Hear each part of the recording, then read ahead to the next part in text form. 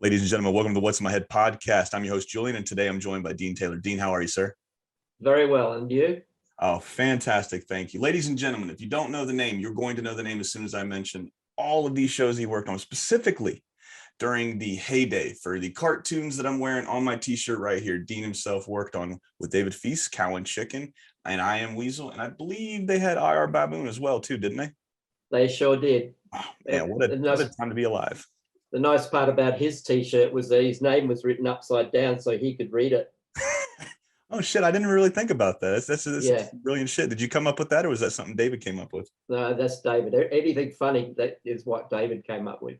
That man is a genius, and he's such a nice guy to talk to. I've gotten the chance to talk to him, and then Charlie Adler, of course, the voice of Cow, Chicken, and almost every other damn character on that show. Right. But they were fantastic people. But taking it like right to the heart of the matter, man. When did you meet David, and when did you get on board for Hanna Barbera and Cow and Chicken? Well, getting on board with Hanna Barbera was sort of an interesting process. It kind of came out of left field for me. I was working on a kids show as a presenter in South Australia, and in fact, I was working on 2 or 3 shows, and one of them, the live show that went to air every day at 4 p.m. I turned up to do my bit, which was usually art-related segments, either painting on camera or talking about it or whatever was art-related.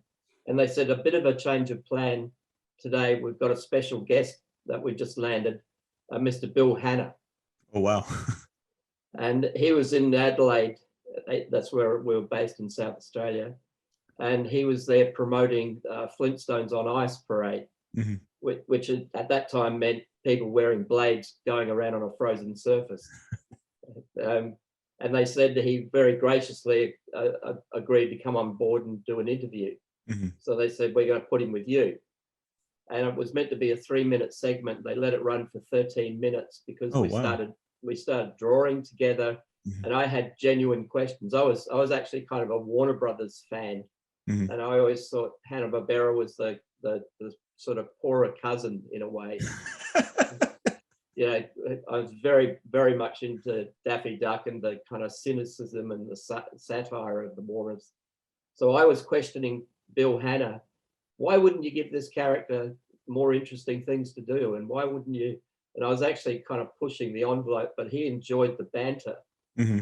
And he had a very, 9 Oscars later, he's got an answer for everything, and he knows what he's talking about. So he put me in my place pretty much. But after the show was finished, I was called up to the green room, and he offered me a job at his Sydney studios. And at that point, I hadn't even considered working in animation. Why not? I was a fan of it, but my path at that time, I was about in my early 20s, and I was into television, mm-hmm. theatre scenery, doing window displays, sign writing.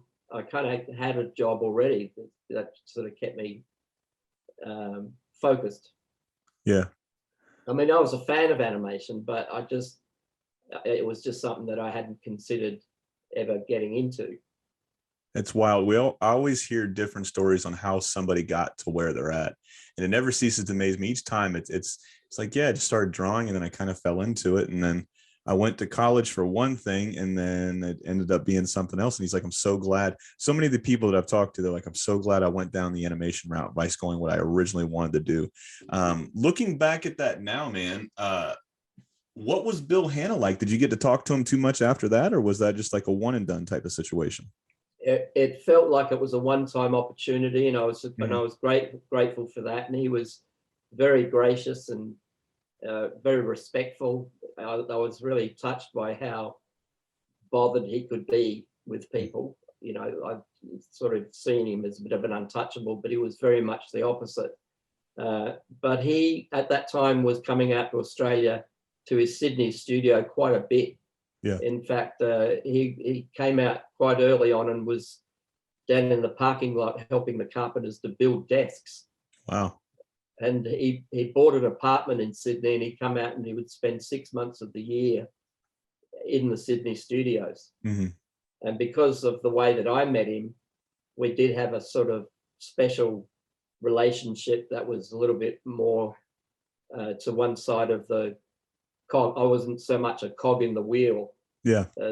And so we got on really well. And when I left Hanna Barbera 8 years later, he contacted me and had me as his kind of traveling gun, and I would go through to the Asian studios and train layout artists, and I continued to have a regular input on his shows. That's really cool, man. I don't get to hear too many Hanna and or Barbera stories, so it's always nice that we get to go down this road whenever they do come up. The ones that I've heard are fantastic. Robert Alvarez, we talked a little bit about him earlier. He told me one where him and his good buddy Tim Walker, excuse me, were going to the old Hanna-Barbera studios, and they would take all of the storyboards, they would take all the cells, and they would just throw this shit away, and they throw it in the dumpster. Yeah. And him and Tim would go out there and they would salvage anything they could. And he was like, he came out there and he chased us out with a pipe or a golf club one time. He's like, get out of here, get out of here. He's chasing these kids off, they're riding off on their bikes and stuff like that. So it's really cool getting to hear some of these stories. But kind of flash forward and just for a few, man.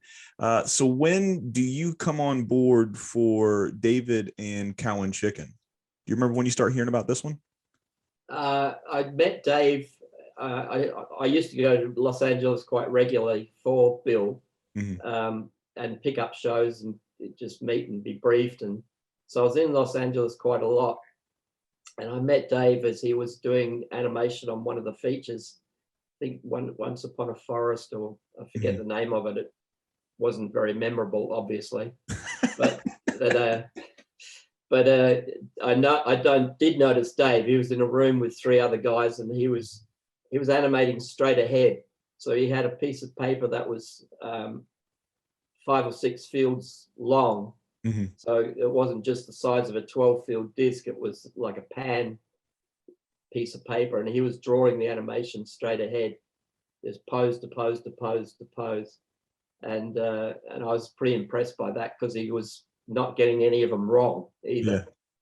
He was working nice and loose and rough, and you could tell from the individual poses, even before the flipping process, you could tell that it had this really great sense of humor and great spirit.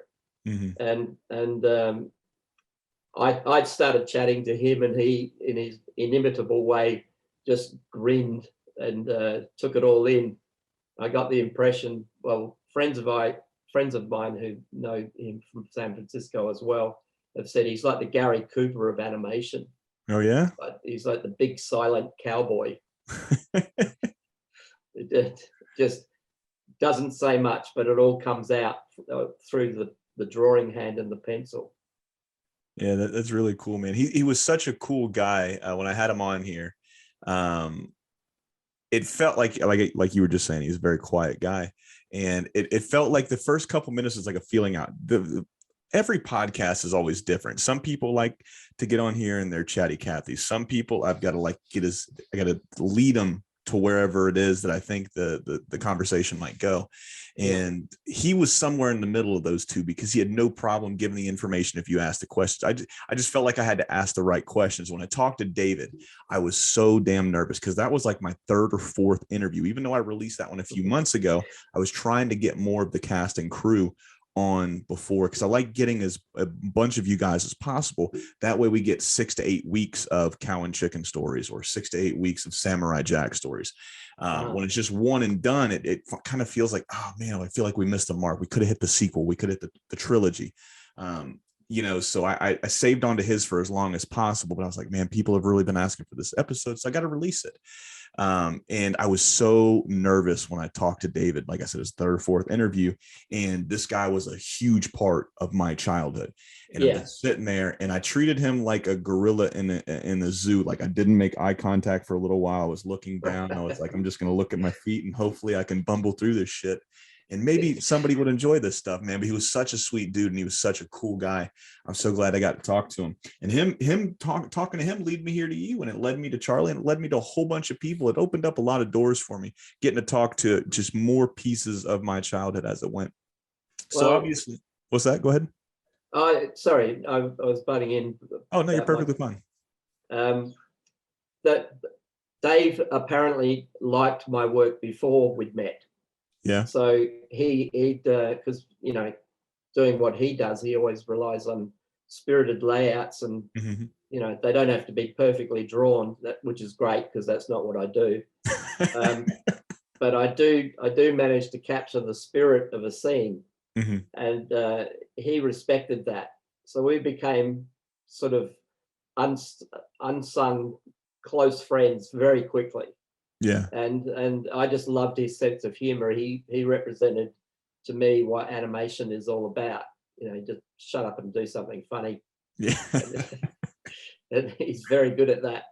And that when we kind of crossed paths a little bit on different projects on several occasions after that, but it wasn't until I was working in Ireland and I got a call from Dave, and he said, I've just been financed to do a pilot episode for Cow and Chicken, and I want you to do the layouts. And I said, what, all of them? And he said, yeah, it's just a pilot. So 7 minutes, 10 minutes.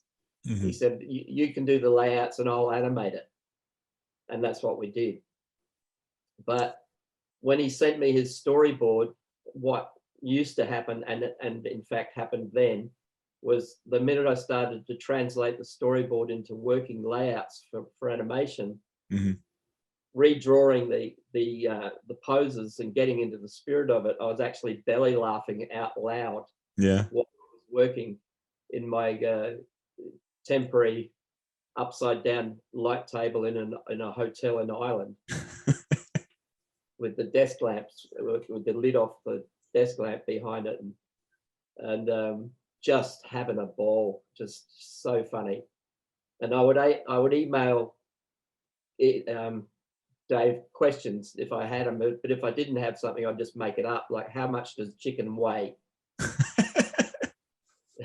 He'd write back and go 2 pounds.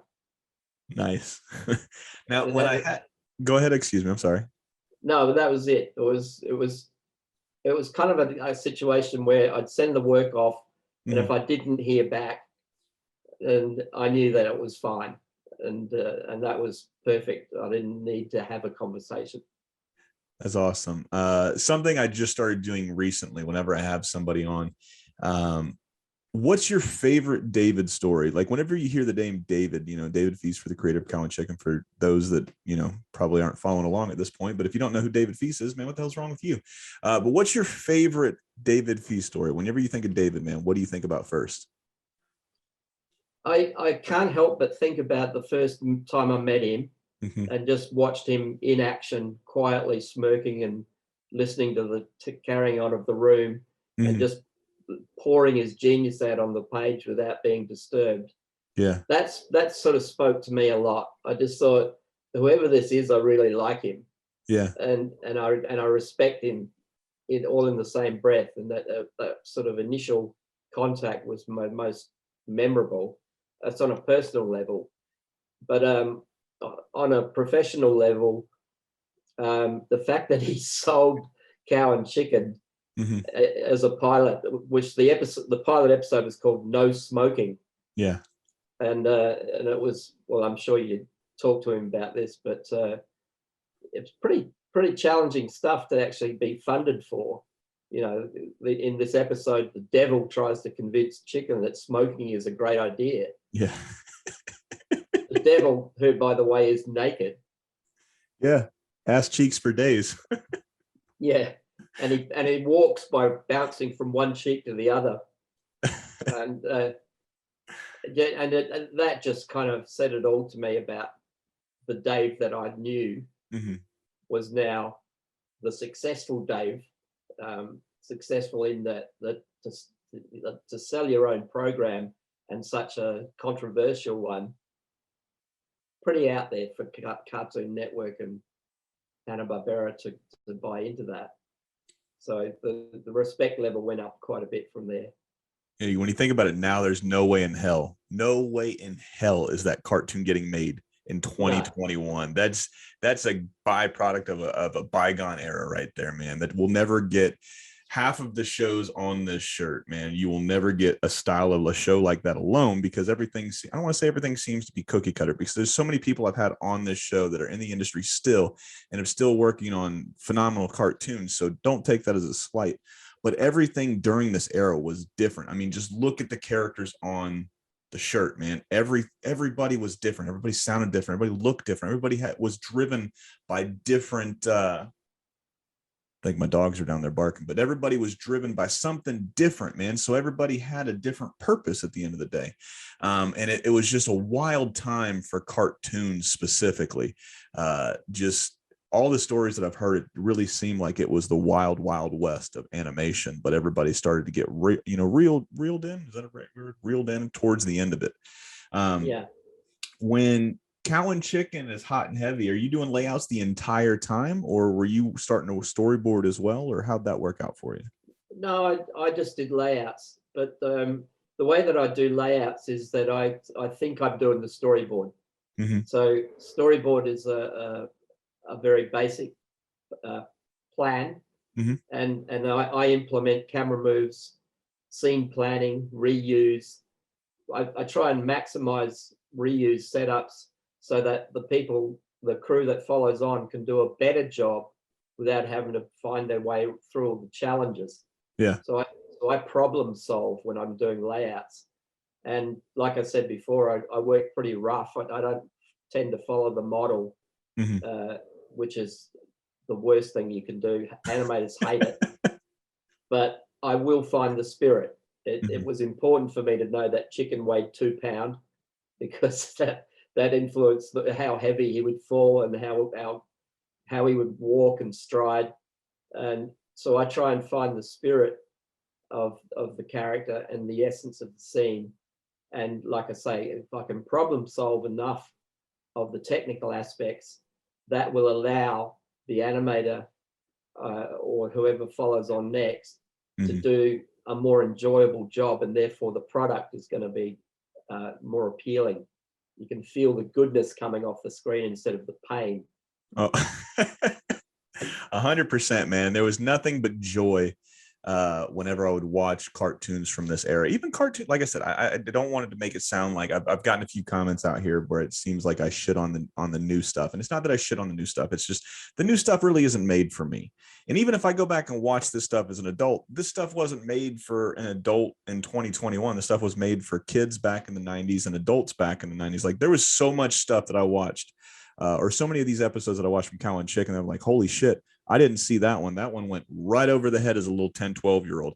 Getting that shit now at a 32-year-old, I'm like, holy shit, these dudes were geniuses, and these guys and gals were having fun doing this show. To your previous point, man, you can tell when something's phoned in and it's just for money, man. You can tell when it's for profit. You can tell when it's for passion. And yeah, you guys were making money making Cow and Chick and all these other cartoons that were going on at Hanna Barbera at that time, but you guys could tell there was something different, right? I don't know if it was a younger generation, something different was happening. There was just this vitality that you could feel, like everything was just popping and screaming off of the TV. It just felt like, holy shit, cartoons are different, man. And it was a great time, really.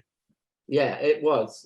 And I think one of the big differences is that the broadcast producers, the networks, the executive level started to have more say in it.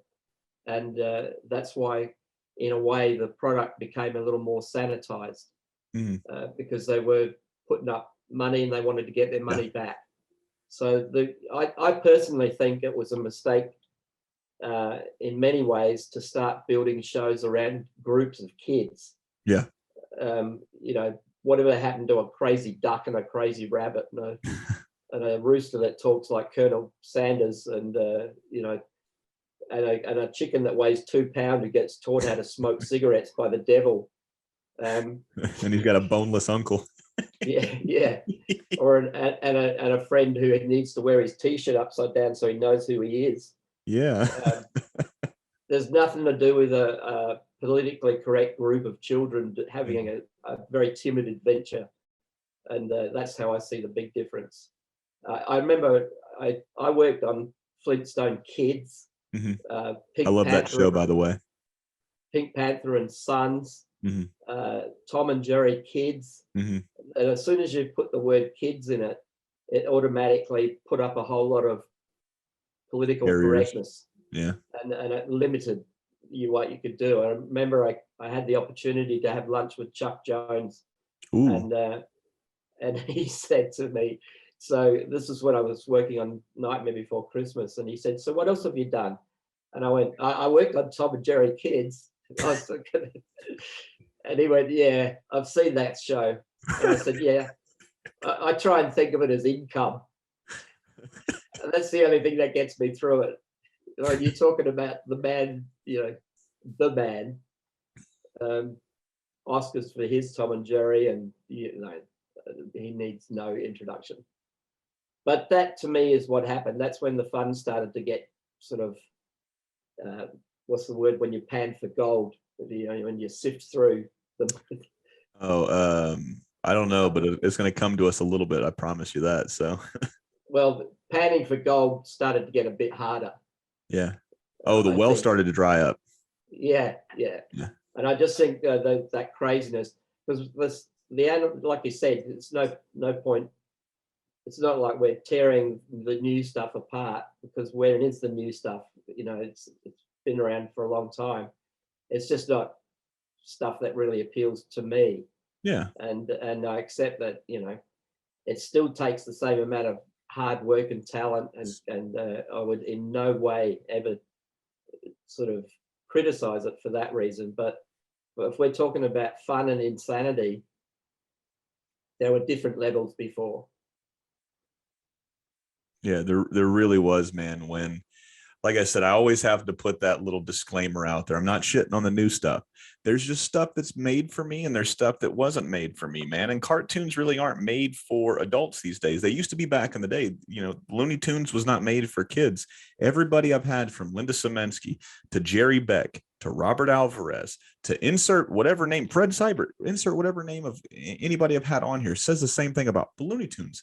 And that was one of the first cartoons I remember seeing. The Flintstones weren't made for me. Those were made for prime time adult. It was to I don't want to say counteract, because you can never go, or counterbalance, whatever you want to call it. You can't go head to head animation to live action back in the day. But today cartoons are looked at as the kids medium, where live action is an adult medium. And back then it just wasn't the case, man. It was, adults were going to watch these 6-7 minute Looney Tunes in between movies at the movie theaters, man. And a name that has not come up very often, I think it's only come up one other time, and it was with another animator called Chris. I was going to say Chris Battles, and that's not the guy. Chris Bailey. Chuck Jones came up. But I would love to hear, do you got any cool Chuck Jones stories? Because we don't get to hear this man enough, and he is definitely one of those. He's on a Mount Rushmore of animators and creators. We're getting right down to it. So, well, the honest truth of it is, sadly, the director on Nightmare found out that I was having lunch with him, and called a daily session at lunchtime. So I got a call at the restaurant to come back to work. Really? So I didn't get to stay for the full lunch. However, it was kind of funny, because he was on a tour of the building, came to look at the facility and the film, and we just hit it off. When he came into the art department, he loved all the artwork, which we had wallpapered to the roof. Yeah. And he said, "So what are you doing for lunch?" And when I'm done with the tour, we'll grab a bite. And I thought, well, that was kind of a pleasant shock. And he said, "I'll see you down the front." Well, down the front was his limousine, and the guy was like wiping off raindrops one at a time. And he stood there, and I was standing there in a denim jacket and jeans, and I looked like I shouldn't have been there. And he was keeping a very close eye on me. But then Chuck came out, and he said, "Come on, let's go." And we jumped in the limousine, much to the driver's surprise. And I said, "The place is only 100 meters away." And he goes, "Yeah, but why drive? Why walk when we could drive?" So we had to go around 2 blocks, to the way the one-way streets worked, to get to the restaurant, which we could have walked to in 5 minutes. But it was very funny, because the whole time we're in the car, he'd point to somebody sitting at the bus stop, and he goes, "What do you think that guy's thinking right now?" And he was making jokes about just people walking down the street, and he's just firing them off one at a time. And he had his daughter and his granddaughter in the car there as well. And they just sat there shaking their head like, here we go again. Or still. And it was very entertaining. And I thought, oh, this is weird. I'm sitting in the back of a limousine with Chuck Jones making jokes about people. That's fantastic. And you brought it up a couple times, and we're going to talk about Nightmare Before Christmas, because it's one of those movies that I look back and I think fondly of. And there's so many fans out there that absolutely love this movie as well. But before we get to that, man, so Cow and Chicken, it's going. I try to steer away from these questions specifically because, like I said, this is almost 30 years ago now at this point. The Cow and Chicken was airing. So trying to remember what you do. Me specifically, I can't remember what I did last week, mainly because I work in the restaurant industry. The last 2.5 weeks are all a blur. Anywhere from a 14-hour day is what the average was the last 2 weeks. And it's been a long 2 weeks. So I can't remember what I had for breakfast last week, let alone what I did 30 years ago, right? So I try to stay away from these questions, but I'd be remiss not to ask, man, do you have a favorite episode that you might have worked on with Cow and Chicken? Oh man, that is a really hard one. It sounds like such a cliche response, but I'd have to say the pilot episode was my absolute favorite because it was challenging, fresh, and invigorating. And we felt like we were doing something we'd get into serious trouble for. You know, it had an element of piracy about it. Swashbuckling. Felt like we were doing it and the prison guards weren't catching us. Yeah. So that would be my absolute favorite. But I'd have to say consistently, for one reason or another, all episodes had their highlight. The I Am Weasel one that I remember liking the best is when he gets commissioned to build a bridge to France and the French don't want it. And they make him re-divert it to Mexico. Oh, that's some bullshit, ain't it? Yeah.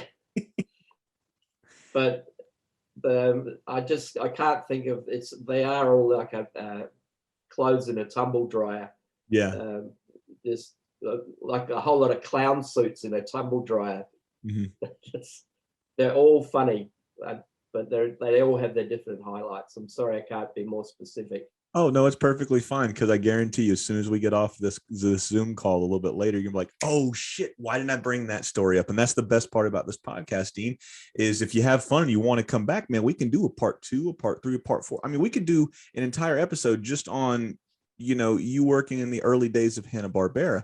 I mean, that's such a fascinating topic. I don't get to have very many animators, very many writers, very many voice actors, because unfortunately, man, we don't last forever. We don't live forever. So a lot of those stories have died with the people that have passed on, so that's the best part. Like I said, about best part about this meeting is as long as the guests are having fun and I'm having fun, man, we can sit here and talk for hours. We can sit here and talk for days. There could be parts 1, 2, 3, 4. This shit can go all the way up to episode 12 just with Deane Taylor alone, because of the stories I'm sure you have. And all of these stories will trigger something down the road. So you might not think about it now, but I'm pretty sure, like I said, as soon as we get off this call, the juices are going to start rolling. You're like, oh, shit. I forgot to tell him this story about Baboon and Weasel. And then the executives were coming in and they said we couldn't have this. So, but like I said, that's a story for another time. Transitioning into I Am Weasel, man. David told me that this, I can't remember if it was I Am Legend your favorite book or his favorite book. I can't remember on that detail. That was David's. I just started reading that. It's a phenomenal book, completely different than the movie, because I saw the movie first with Will Smith. Phenomenal movie, one of my favorite movies of all time. So I started reading the book over the last couple of days, about halfway through with it now. It's a great book. But when did you start hearing about that, hey, they're going to option us for a second show now, and I Am Weasel is going to be what we're going for?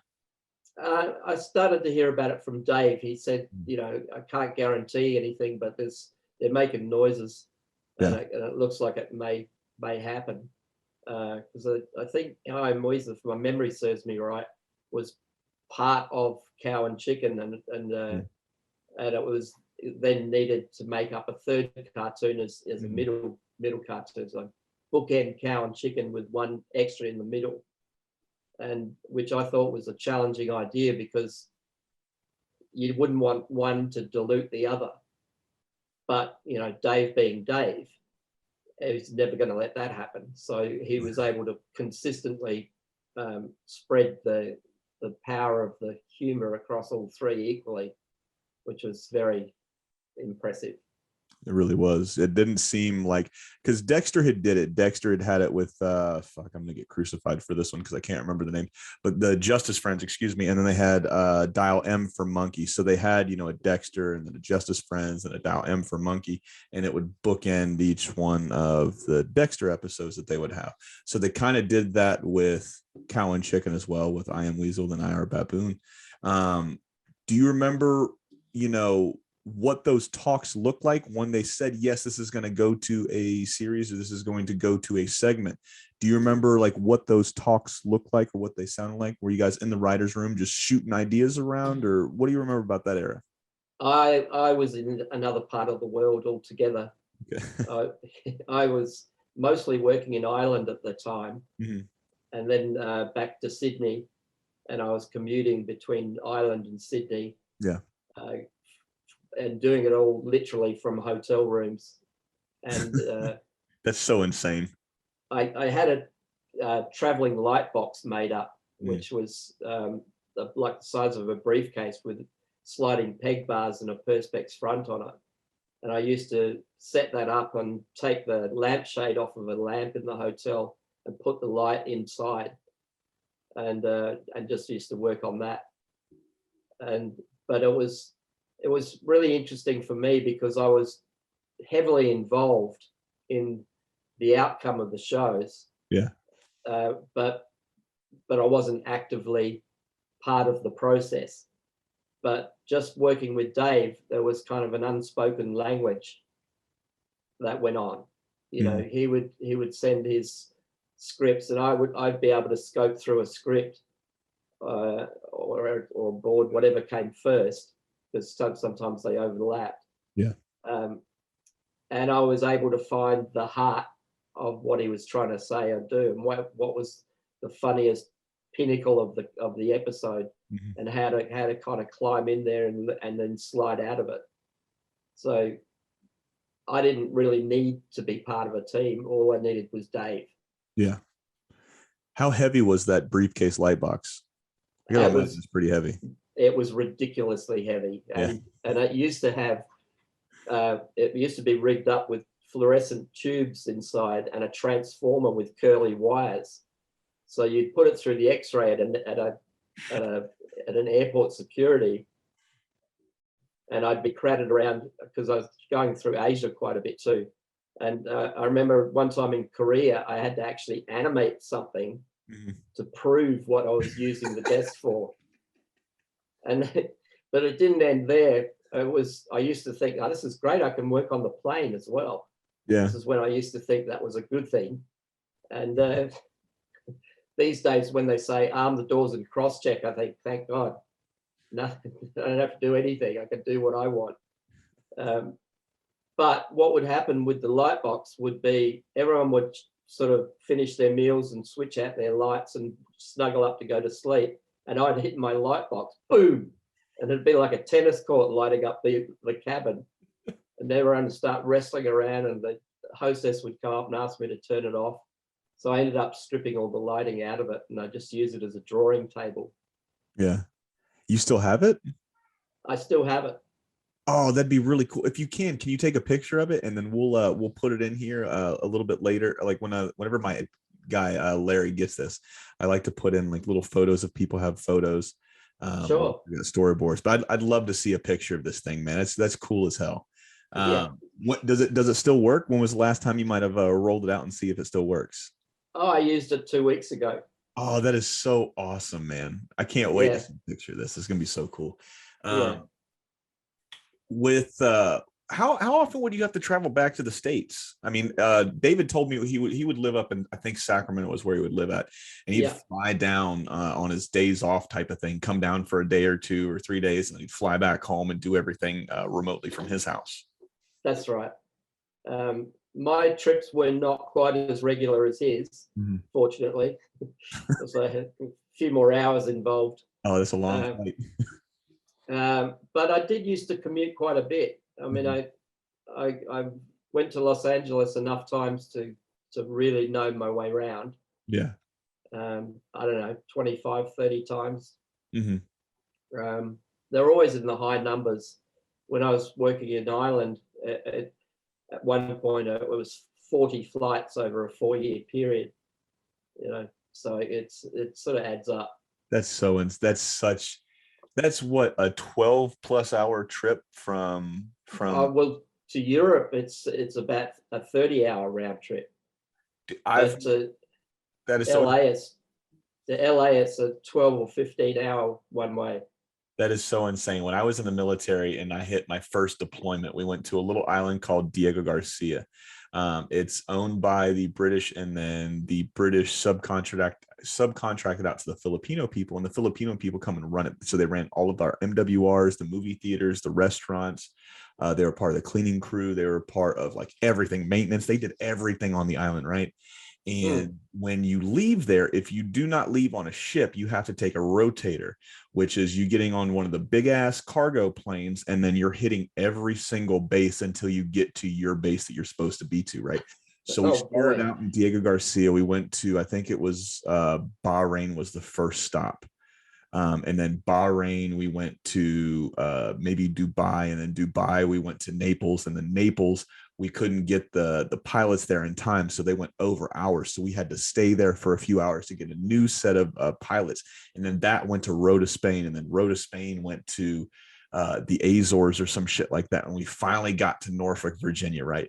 It was 37 hours of fucking travel, Dean. It was miserable. I've never had a hangover because I don't drink. I generally just smoke a shit ton of weed because weed tastes better, and I don't like liver failure, right?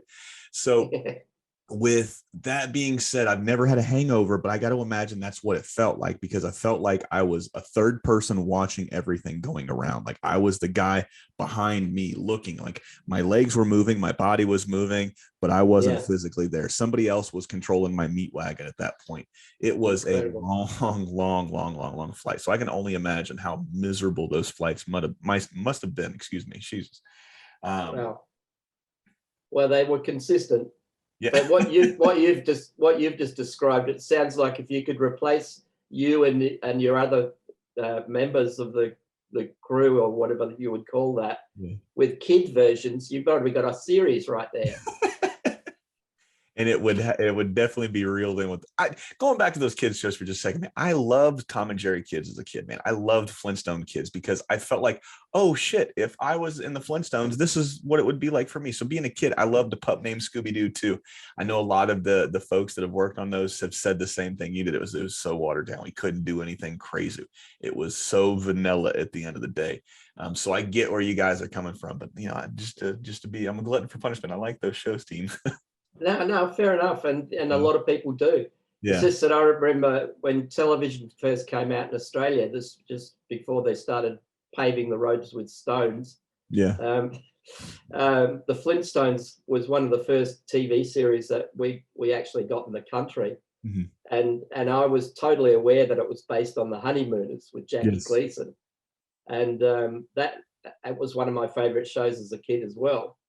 My parents used to. It was only about 4 things you could watch. Yeah. And then of course Top Cat was based on the Phil Silver's show with Doberman and all the other characters, and they would famously mirror popular live action series. And it's when they started to get into things like Private Olive Oil, following after Private Benjamin, that it started to feed on itself a bit. Yeah. But while they were still kind of unashamedly saying that this is the Honeymooners in caveman suits, that made it funny. It really did, man. I really enjoyed Top Cat. We don't get to talk too much about that one, so I like being able to shout that one out.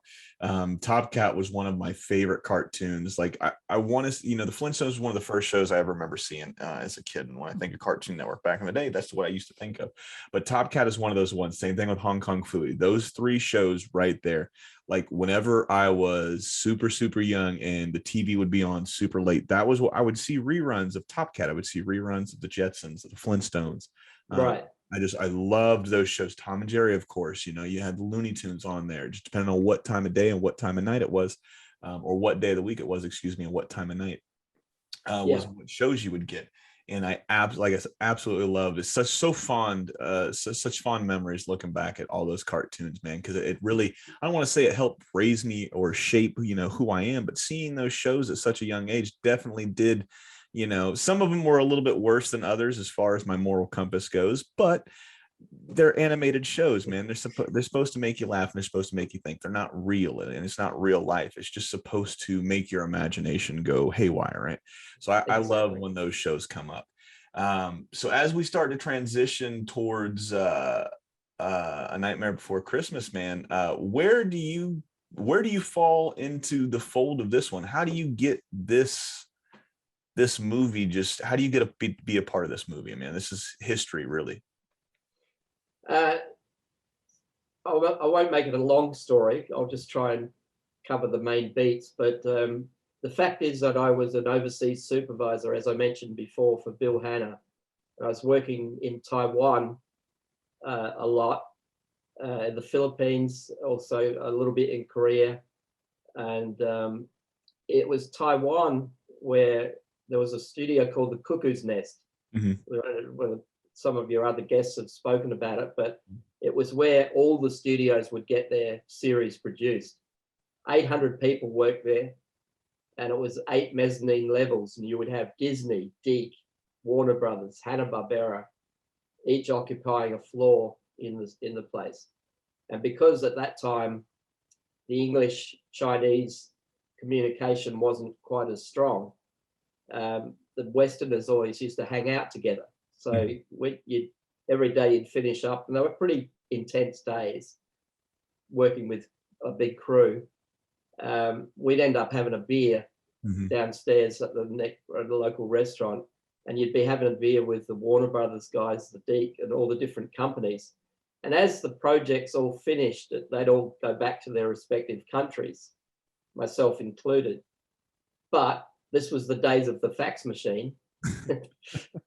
And it would happen in the same way as I was talking about Chuck Jones. I would see somebody out in the street that I thought was particularly funny for some reason, and I would draw it and I would fax it to my friends wherever they were in the world. And they'd fax something back, and it was just a nice way of staying in touch. Yeah. So that's the backstory.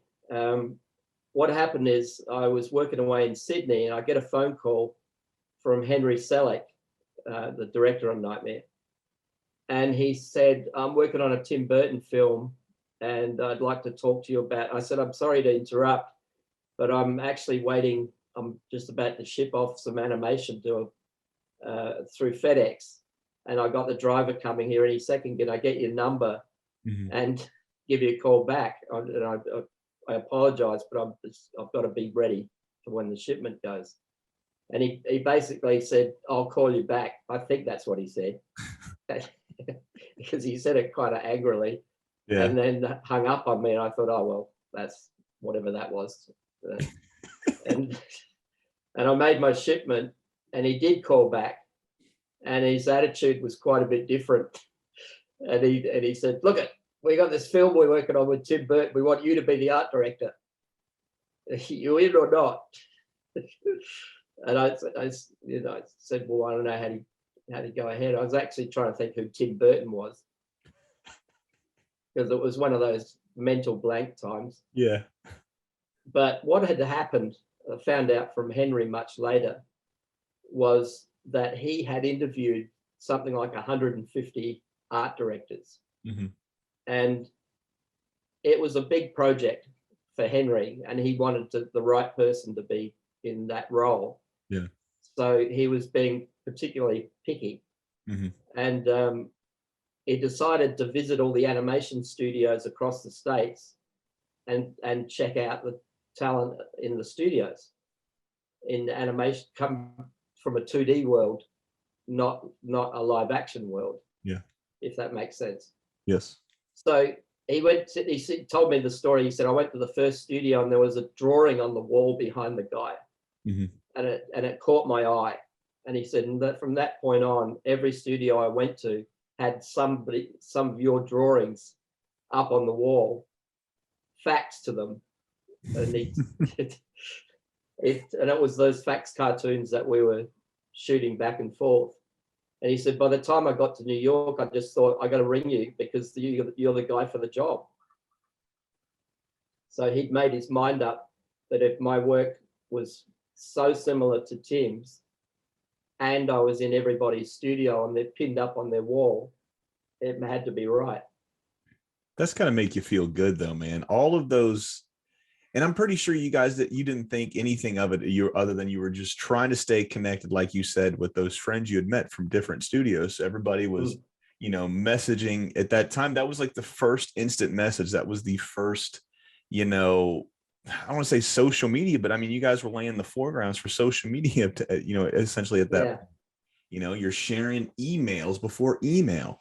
It's fucking wild to sit here and think of, if that guy doesn't travel, that guy isn't as meticulous or as particular as he wants on finding somebody that has the right vision, the right voice, the right art style.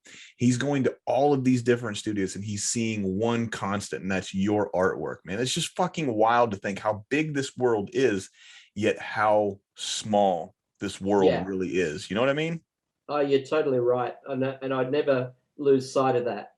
I mean, it was one of the most golden opportunities. That and meeting with Bill Hanna on television were two very strong, pivotal accidents that were kind of somehow meant to happen.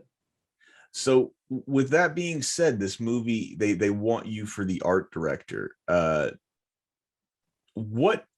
What took place after that? Obviously, you accept the job and, you guys start working. Are you working exclusively in Australia again? Or are you jumping from country to country still? Or are you coming over to the States or wherever this production company is working at?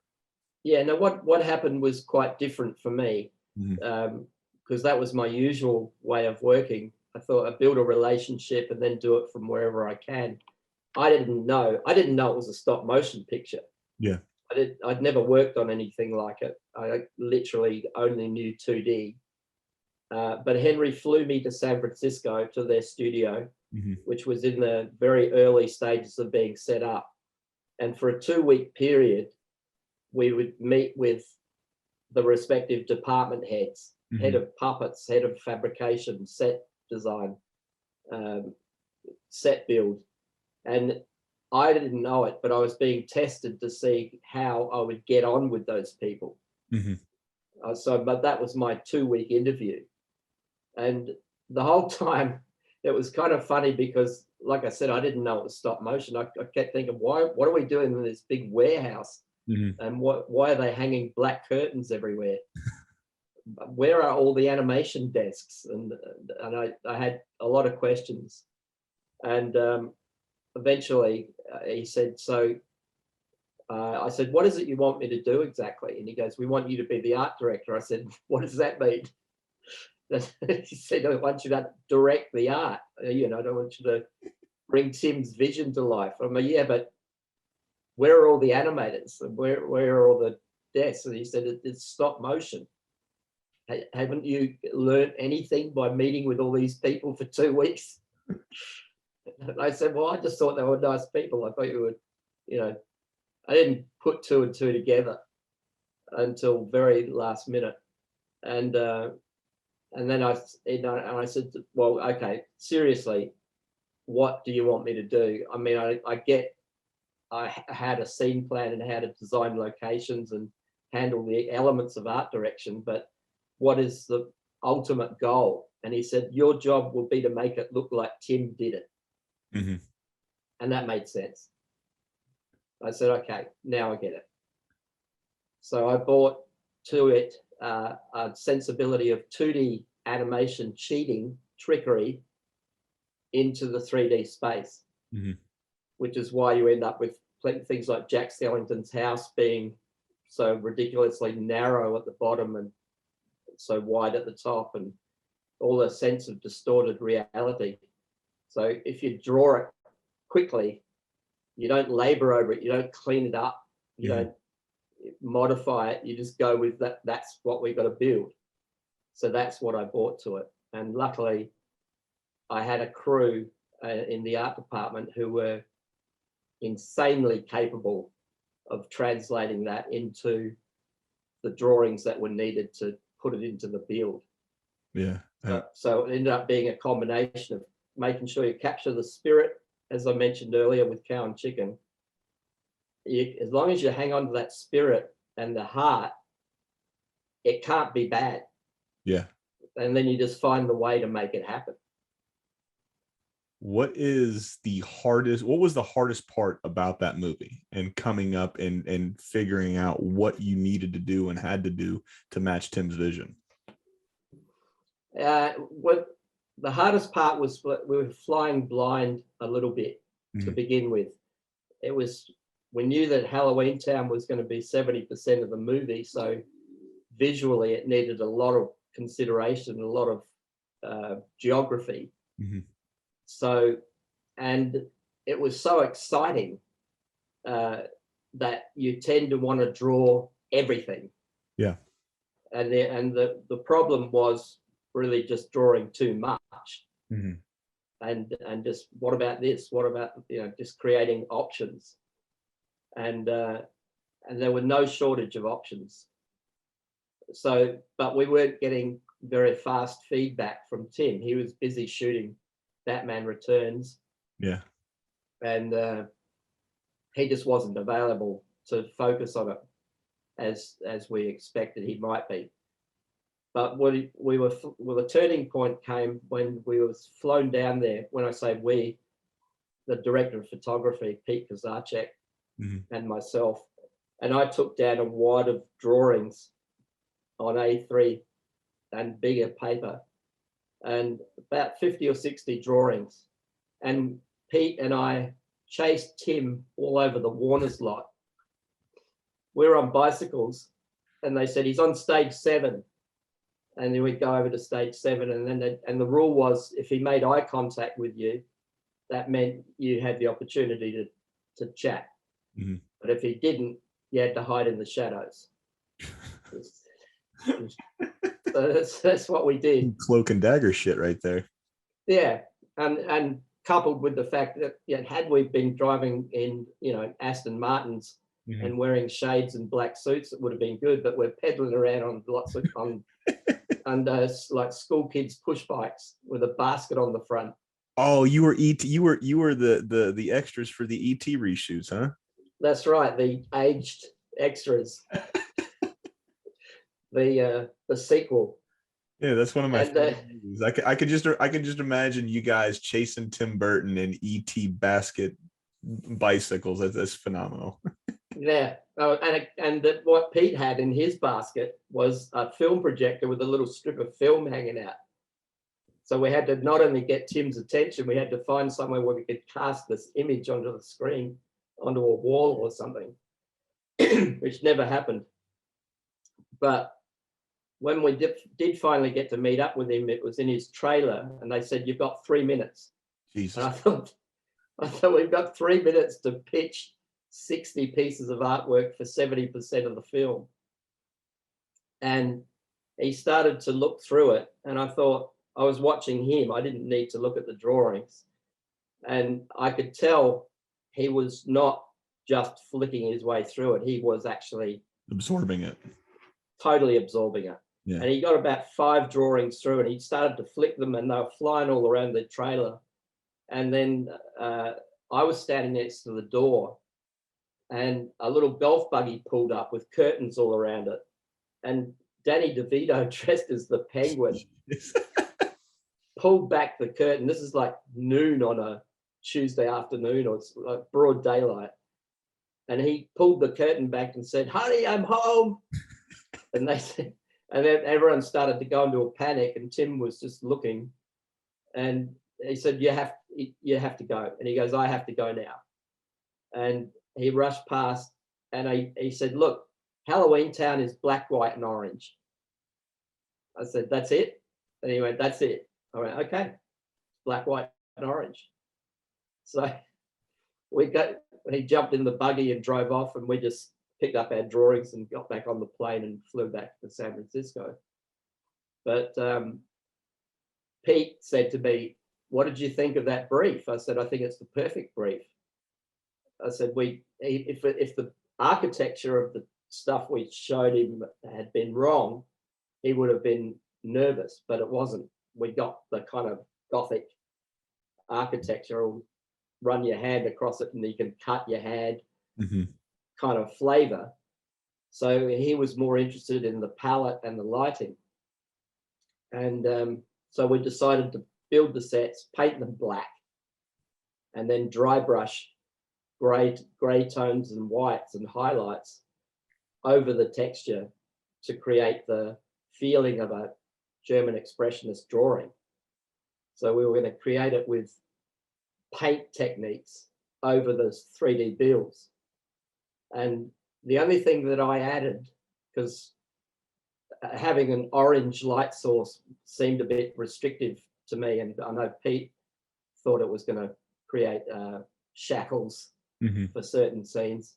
So what I did was I said, well, let's make it that underneath the town is flowing a toxic radioactive river. So you get a green glow coming out of drains, manhole covers, guttering. And so when the green hits the orange of the street lamps, you get kind of a honey color, so you can warm that up. Or you can switch off, dial down the orange and dial up the green and get an uplight of kind of Frankenstein lighting. But it works tonally. So I felt totally comfortable. I thought it was a great brief. That's such a cool story, man. And it's something that I don't think we get to hear, anywhere else, because your title was art director, but it feels like, fuck it, with the exception of like, hey man, just make it white, black, and orange.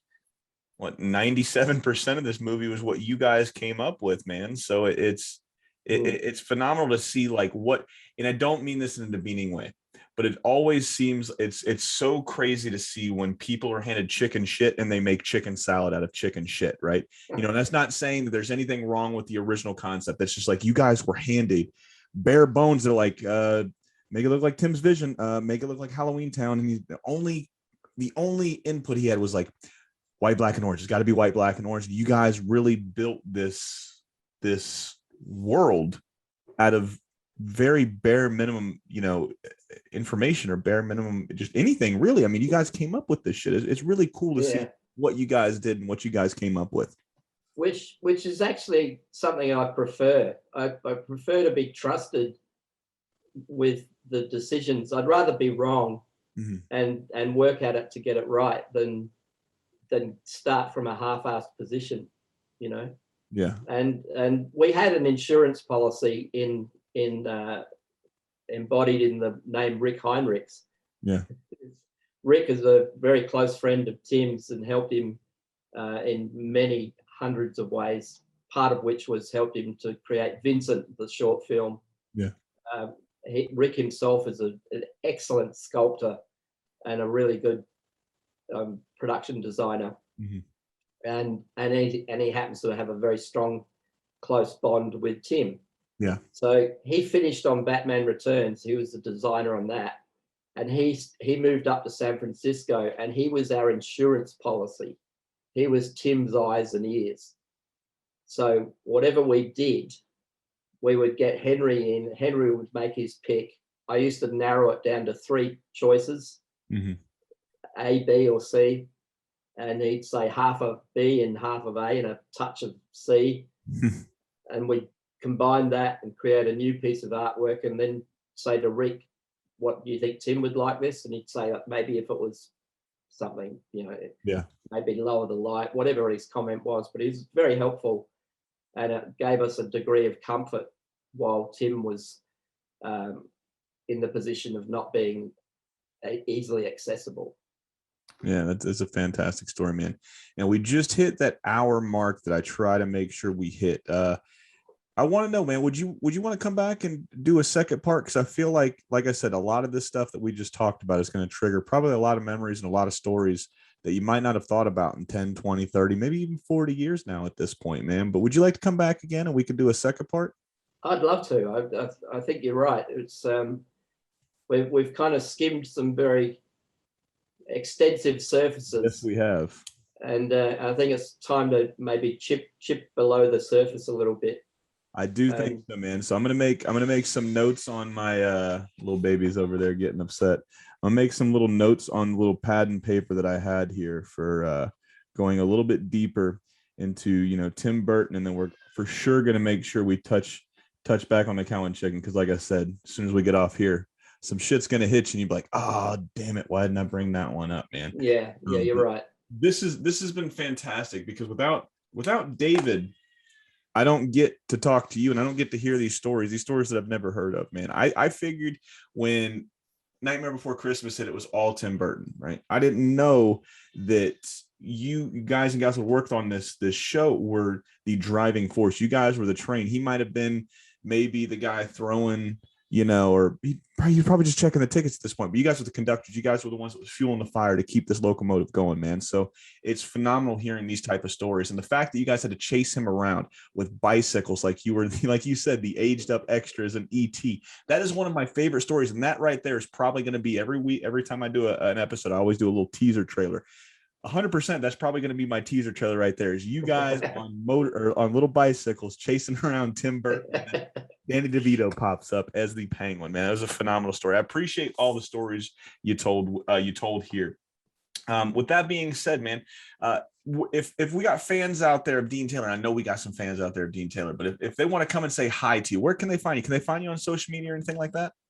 Yeah, I've got a presence on Instagram. Okay. Which is Mr._Deane_Taylor. Beautiful. And I put up quite a bit of stuff of my own project on there. Okay. And what I like about it is the reason I started it was I really enjoy to see young new talent. Mm-hmm. And I actually sort of, with being really careful, I make comment on people's artwork if I think it's going to be helpful. Yeah. And I've got a little handful of fantastic young artists who seem to enjoy that. That's awesome. You're paying it forward. You're somebody's Bill Hanna, man. You're somebody's Chuck Jones. That's got to feel good. Well, it does, and it's a deliberate move, because I just think it's there's so many ways you can produce work these days. So much resource. Mm-hmm. You tend to forget what the essence of what you're doing is. 100%. You can do a beautiful copy of something, but you've got to find that heart. And wherever I see the need for that, I jump in. Go ahead. I'm sorry. Well, that's it. I jump in without interfering. I make helpful suggestions, but Instagram is it. That's beautiful, man. And I'll make sure we hit that follow button as soon as we're done here, man.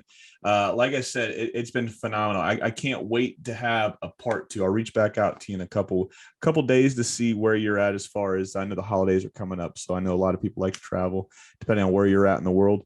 You may or may not be traveling right now. So, but like I said, I'll reach out to you in just a couple of days, man. I have had a blast talking to you. Like you said, we skimmed the surface. Ladies and gentlemen, next time we're here, we're bringing shovels, we're bringing pickaxes, and we're bringing a whole bunch of shit. We're going to mine the hell out of Deane Taylor here for a little while and find out all the little information that is going to pop up after we get off this call, man. He's been Deane. I've been Julian. It's been a What's in My Head podcast. And it's been another piece of your childhood.